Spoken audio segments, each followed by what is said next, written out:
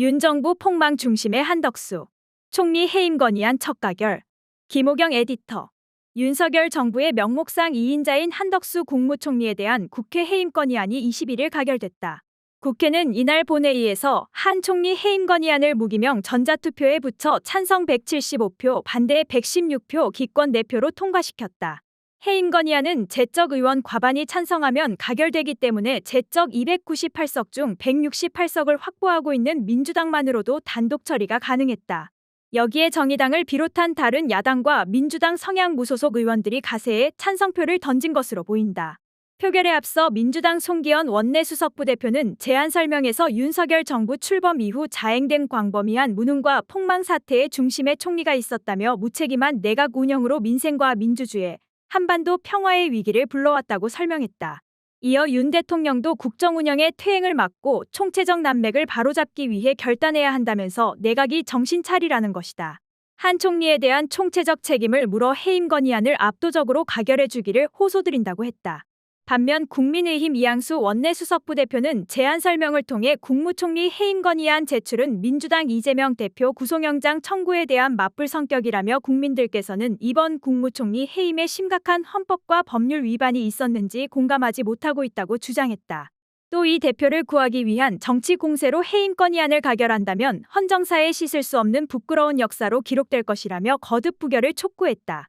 총리 해임 건의안이 실제 국회를 통과한 것은 이번이 헌정사상 처음이다.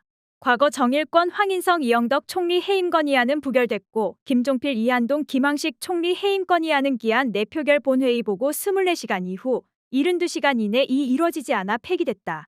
2015년 박근혜 정부 시절에는 성완종 리스트에 이름을 올린 이완구 총리에 대해 당시 문재인 새정치민주연합 대표 등 야당 측에서 해임 건의안을 추진했지만 이 총리가 해임 건의안 제출 전 자진 사의를 표명해 표결까지 가지는 않았다. 앞서 민주당은 지난 16일 비상의원총회를 열어 정부의 전면적 국정쇄신과 내각 총사퇴를 요구하는 동시에 한 총리 해임 건의안을 제출하기로 결의한 바 있다. 이어 18일 송기현 원내수석부 대표와 정춘수 권내정책수석부 대표, 김한규 원내대변인이 국회의안과를 찾아 국무총리 한덕수 해임 건의안을 제출했다.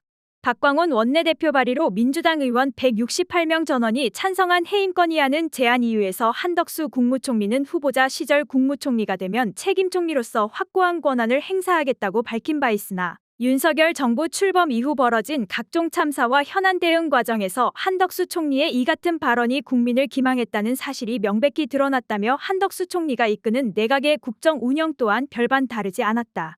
민생과 민주주의, 한반도 평화의 위기를 초래했을 뿐만 아니라 그 책임을 전 정권 탓, 야당 탓, 심지어 국민 탓으로 돌리는 등 무능과 무대책, 무책임으로 일관하는 총체적 망국 내각으로 전락하고 말았다고 지적했다.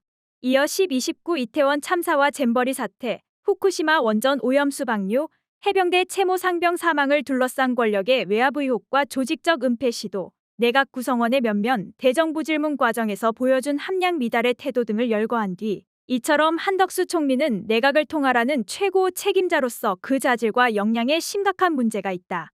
윤석열 정부가 국민의 생명과 안전, 외교와 국방, 민생과 경제, 민주주의 등 모든 분야에서의 퇴행과 총체적 국정 난맥에서 벗어나 당면한 국가 위기를 돌파하고 미래로 나아가기 위해서라도 한덕수 국무총리를 필두로 내각의 전면적 개편이 시급하다고 강조했다.